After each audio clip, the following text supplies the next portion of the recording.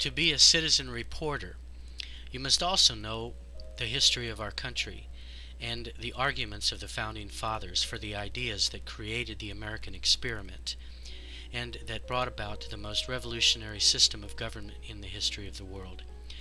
These ideas were new ideas at the time, a result of the Enlightenment, where ideas such as individual rights and free markets and the law of supply and demand and freedom of speech were invented.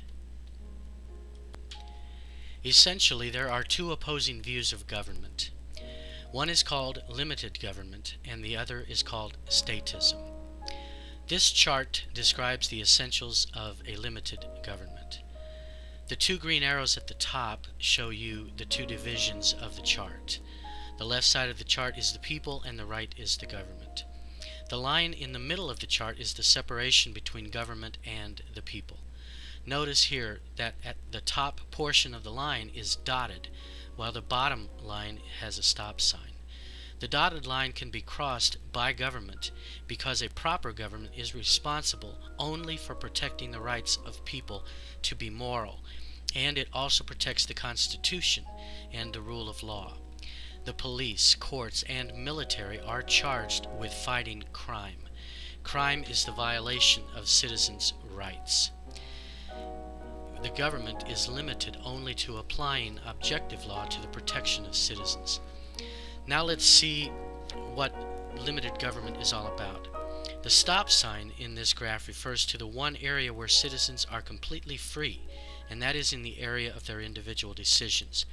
Individual rights are rights that free people are endowed with by means of their nature as human beings. The need to survive by means of their minds. Reason.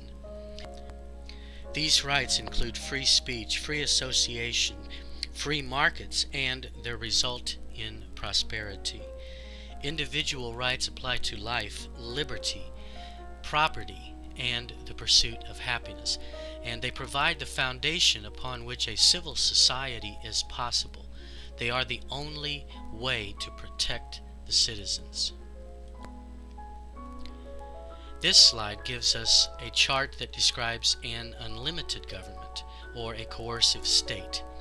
Statism is the idea that the government should control all or a large part of a society for the sake of the common good. However, notice that the essence of such a government is the opposite of a limited government and represents the opposite of a free society. First, notice that the line between the people and government has been flipped. The area where government is stopped in this chart is in the area of objective law. Instead, we have redistributive law, or law that is based upon taking from the productive people and giving to the unproductive. This creates a philosophy where the government protects not all citizens, but favored citizens called victims. To protect these victims, society uses coercive means such as income tax, redistribution schemes, political patronage, bribery, expropriation or theft, and other forms of corruption in order to manipulate the economy and the lives of individuals. The police powers of government are prohibited from defending individual rights and are in fact used in order to violate those rights. The area of individual decisions, where in the first chart the government was prohibited from entering, that is the area of rights, is now the area where the government interferes, using such ideas as social engineering, brainwashing, political correctness, group favoritism, picking winners and losers, central planning of the economy, with the result economic depression and poverty. This system amounts to using the government to fight and punish success and self-interest, rather than allowing it to flourish. Favored groups or individuals who are part of the government use their status as favored individuals in order to get wealthy by having the results of production redistributed to them. To be a good citizen reporter, you must practice the principles of good citizenship.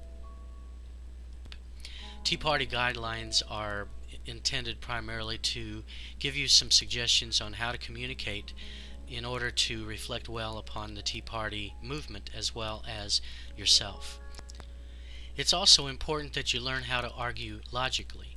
Logic is a method of clear thinking, and using the principles of logic can give your arguments much more clarity.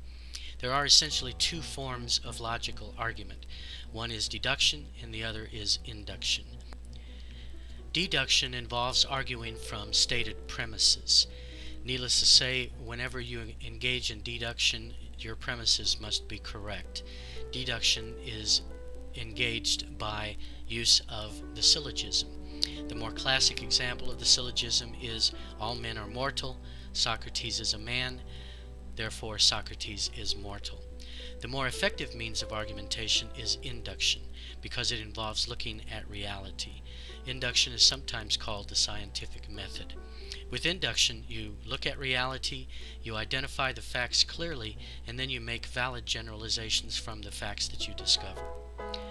Formal fallacies are also an excellent way of arguing, because they allow you to identify mistakes that your opponents make. In fact, many leftist liberals engage in formal fallacies on a regular basis, and if you learn to identify the fallacies, then you're going to be able to develop very good and effective argumentation against them. Fallacies such as ad hominem, personal attacks, appeal to authority, appeal to force, the red herring, begging the question, the non sequitur. These are all arguments that are very common and can be very effective once you identify that your opponent is making them. If you are a tech-savvy individual, you know how to navigate the internet and use links and so on and so forth. Setting up your blog is extremely easy. In fact, one of the best blogs out there today is Blogger.com, which can be found at www.blogger.com. There are 3 easy steps to set up. All you do is you create an account, you assign a name to your blog, and then you choose a template on how you'd like your blog to appear. And that's it. Blogger is free of charge. There's no charge whatsoever, but there's also ways that you can make money using your blog as well. Once you've set up your blog and you start writing and posting to your blog, it's important that you let people know about it. Your blog is not going to be read by people unless you drive traffic to the blog, and you do that by using what we call networking sites. Here are some of the most common and more popular networking sites, although there are hundreds of others. Twitter.com, Digg.com, Posterous.com, and many others can be found on the internet by doing a good Google search for networking sites or social networking. The internet is also an excellent way to do research. Good research found on the internet can often strengthen your arguments and give you points that have been made by other people. Google.com is an excellent search engine that provides you with the ability to find hundreds of other articles and websites. Wikipedia is an excellent online encyclopedia. It's a people's encyclopedia, so you have to take everything with a grain of salt. Yahoo.com and then Google Alerts is also very good. With Google Alerts, you can set keywords, and Google will notify you whenever a new article comes up with that keyword. Pajamas TV is an excellent site as well. This is actually almost a Tea Party site. There's an awful lot of articles and videos that you can watch on such issues as economic freedom and economics. In addition to that, you can upload your own videos on PJTV.